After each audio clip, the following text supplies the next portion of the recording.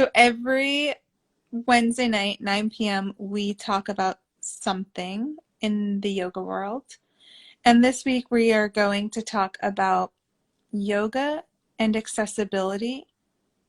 And I think we should just start with, is yoga for everyone? Yes, and I would like to see more of your face, please, Gianna. How? I like this. Yeah, yeah. Come on, you're so beautiful. You're Italian. Thank Uh, you. I think, I've well, God, this is a really large topic, but I do think that yoga is for everyone. I think that often people have a misconception of that there's people perceive there's only like one type of yoga, which is often like the popular styles of yoga, which is vinyasa, I would say Bikram and Ashtanga as like maybe the three most popular. And there's a lot more to yoga besides those styles. We have restorative yoga, we have yin yoga, we have kundalini, we have forest yoga. I mean, like, there's so many different styles of yoga. So I am under the belief that yoga is for everyone. It just may take you a moment to find which style resonates with you. I agree with you. And I think we should also just say that with our school, C.A.Y.A Yoga School, stands for Come As You Are, like we are firm believers that wherever you are, there is a style of yoga that fits for you. But I will say I do agree that not every style of yoga is for everyone, but yoga is for everybody. Yeah, yeah. That's So, like a different thing to differentiate. yeah.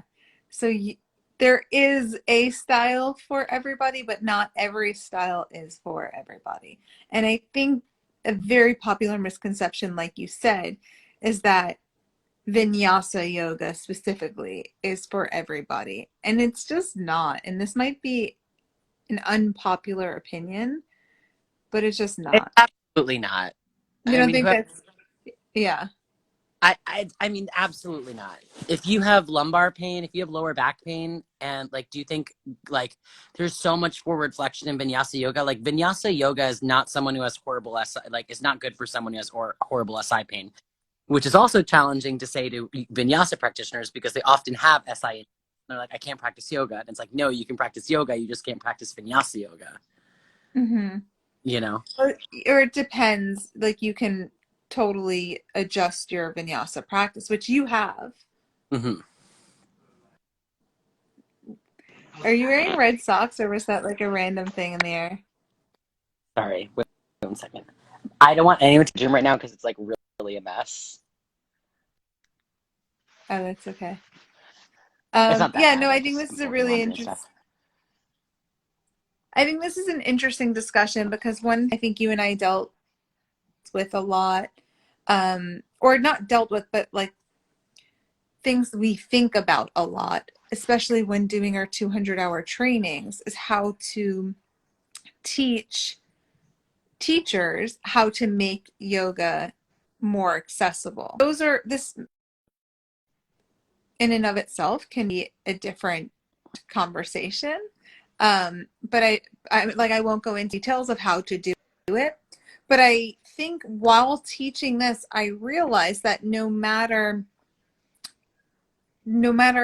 what you do or say, like some things are just not work for everybody.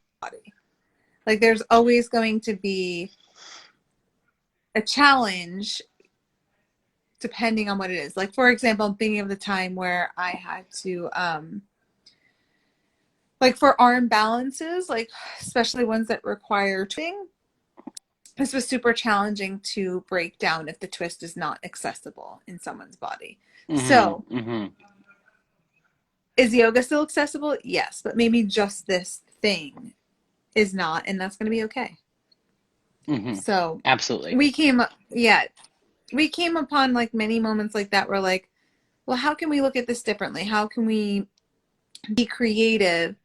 Can we do this on our glutes? Can we do this on our back? Can we do this on our, like what other ways can we engage these areas of the body and so on and so on. And this is just the vinyasa context. Hmm. So Oh, hello, hello. It's funny because I've not been on this end of the conversation, just side note, and I didn't realize that the chat is over your face. I know, but my face looks pretty full. Beautiful. Yeah, so I think that when we teach vinyasa in our 2-hour training, we still go through the lens of doing it with the approach of meeting people where they are and making it as accessible as can be, but also recognizing that maybe vinyasa is not the end all be all. Totally. I absolutely agree. And Yeah. I was gonna say At the end of I was gonna say Viana, which is Vinyasa and Giana combined. it's just my Yeah, name. Viana. Hi, Melissa. Um, I think at the end of the day, what we emphasize, vinyasa is really hard, Melissa. That's what we're talking about. We are talking about the if yoga is for everyone, and we said yes, it is, but vinyasa is not, or not every style of yoga is for everyone. Mm-hmm. Um, Yeah, so I'm just recapping, but what was I going to say? Oh, at the end of the day, we recognize that yoga is a breathing practice, and there's so many different ways to connect you to that. Mm-hmm. And I think it takes a skillful teacher to present in various different formats and like to meet people where they are and bring them that access, bring them that place where they can access the yoga for them. I think another thing that's important to kind of discuss, and we talked about this in our teacher development, is um, this idea of like often in classes, if someone's in a vinyasa class and you want to give them a different variation, I think that language is really important and say this is not a I don't like the word modification. I know that I can't say your goddamn name. Gianna is also not the biggest fan of the word modification because it so when you're making things accessible, don't want like your students to think they're doing less because they're not. They're just simply doing a different variation of the thing that you're teaching. And I think that using that language makes things really more accessible and more welcoming. Mm-hmm. I agree. And there's so many different reasons why um, language is important, but I want to I just I want to acknowledge what's going on in the chat, which is funny. We've got someone saying vinyasa is hard, or I have carpal tunnel, so you have a hard time. And yeah, I just want to talk about reasons why people might feel like yoga is not for everyone, and that is because of the challenge, injury, or just like not fit, like stylistically, not having found your match or your access point for yoga. And I know from experience, one of the most common things that I hear people say is, "Oh, I can't do yoga because I'm not flexible," or like Mm, I haven't been like physically active a long time, so I don't I don't want anyone else to like look at me, or I don't want to draw attention to myself, or like those are the two most common things I feel like I get feedback on, where people feel alienated from it, or they feel like it's not for them. And I think they're separate points completely, but mm. the I'm not flexible one is huge. Or like I can't do it. I'm not flexible. I'm like, okay, but that's like just a small portion. I think it's Well, blown out of also, proportion. it is blown out of proportion. And also, if you're like I wasn't good at lifting weights, do I just not lift weights? Or do I learn how to get better about Yeah, lifting weights? You know what I mean? Like, so like you're like to me that's kind of like a not like it's a very kind of like like a flippant kind of like, oh, I'm not flexible, I can't do it. And it's like yeah. like okay. Or maybe that Just person with needs more education on like what yoga is and what it's all about. They may just simply be misinformed, and not in a mean way, just they may just not have enough information. And yeah, by doing and practicing anything, it becomes easier and more accessible from the physical standpoint. And then I see this comment, the most challenging part is getting on that the hurdle to slow and be present with the self. Totally. I feel this comment in relation to just more meditative practices. Like for a Mm. really long time, and by more meditative, I mean strictly just seated meditation, specifically. I couldn't, I didn't think I was good at meditating because I was just doing the wrong style of meditation. I was trying to like clear my mind and think of nothing for me because my wheels are always spinning. So in a similar sense, there's different styles, forms. I think that's today. And then similarly, Melissa just said some people's boobs are too big and it's hard. Yes, I've experienced that. Also, when I carried more weight in my midsection, really feel the physical challenge of stepping forward. In vinyasa, we do that so often, like bringing one foot forward between the hands. So like everything in the midsection just getting in the way definitely presents, and moving fast in a vinyasa class probably is not going to be comfortable. There You know, are it'd be definitely really ways interesting to make it more comfortable. What?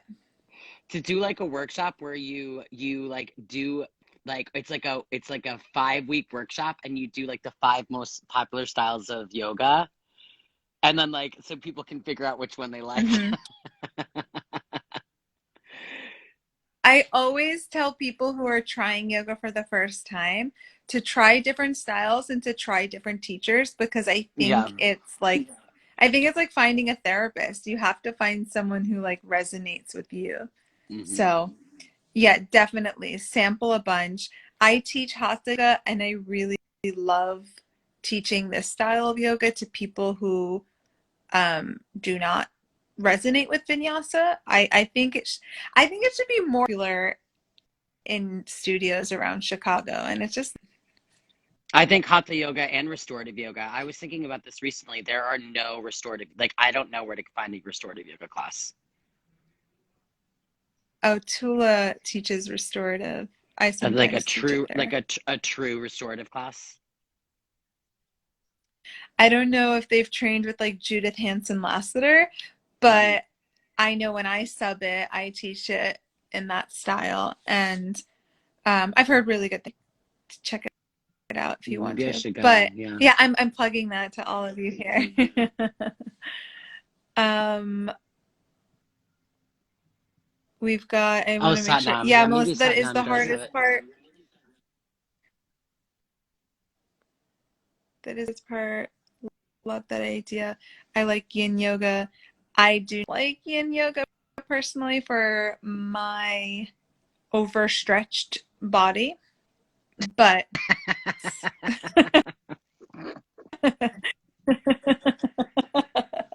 it has a place in an audience that will really My benefit from it. my overstretched body.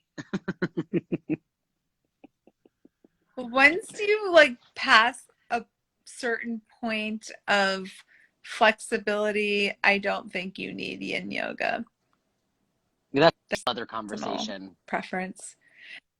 And I know, and I know Melissa, she doesn't need yin yoga. You know what she So needs? what? A therapist.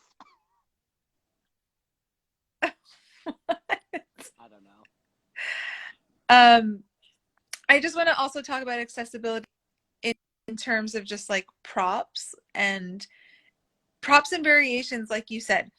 Props, whether you feel like you want to use them or not, can change the experience of your practice so much. Like for example, let's just take what's a good pose that you can feel a difference in props? I'm not thinking off the top of my. Okay, For triangle. me, oh, So okay. triangle. Okay, what were you gonna say? I was going to say chaturanga when you take two blocks and you place one under the sternum and the pelvis so the students can feel what chaturanga feels like and like be supported by Mm-hmm. the blocks or the bolster. Mm-hmm. I think they're just like an amazing way to make the shape in a different manner. Mm-hmm. That's what I'm saying. Like there's ways to use them where it will feel like we are accessing the pose a little bit, but there's also ways where you can, even if your hand could come to the floor in triangle, like this is the example I was going to say, if you bring it up a little bit and then you're able to actually rotate from the rib cage a little bit, like there's ways to then um, get the feeling that you don't get when you're like supposedly deeper. You know what I mean? Does Totally. that make sense? Did I say that right? Yeah, you did. Okay. So there's a way to like access things differently that you may not think you don't need the prop. So I'm a big fan from both just allowing it to be accessible and also to change your experience and sensation in the actual posture. Totally. So what else do you want to say about accessibility, Bradshaw? I think the main point that's really important, which we started with and I want to end with as well, because I just think that it is important to hear. Every yoga style may not be for everyone, but that doesn't mean that yoga isn't for everyone. Yoga is absolutely for everyone. And for anyone who's watching this, remember that there's a plethora of different styles of yoga, and there is a style of yoga out there for you. So even if you've been to three different styles that you try more and find something that works for you, because there is a style of yoga that works for you, and there is also a teacher out there for you. And I also, as a teacher, like some people will be like, I really like you, but like I don't really like vinyasa. Your class was great, but it's just not really what I'm looking for. Do you have anyone else you recommend? And I'm more than willing to point people in a direction that is more of their preference. That's nice of you. Thank you.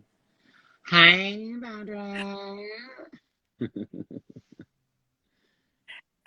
We have like people coming in and out today. Let us know if you have any comments about what you want us to talk about next time. I would love to hear some feedback on that. What if we just talked about me? You just want to like have a whole Instagram live.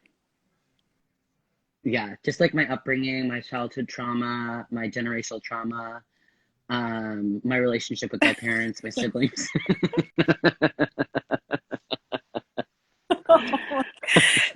Do you want to end this one and start a new one that I Yeah, exactly. interview Be like, I actually, interview yeah, you on? you just interview me.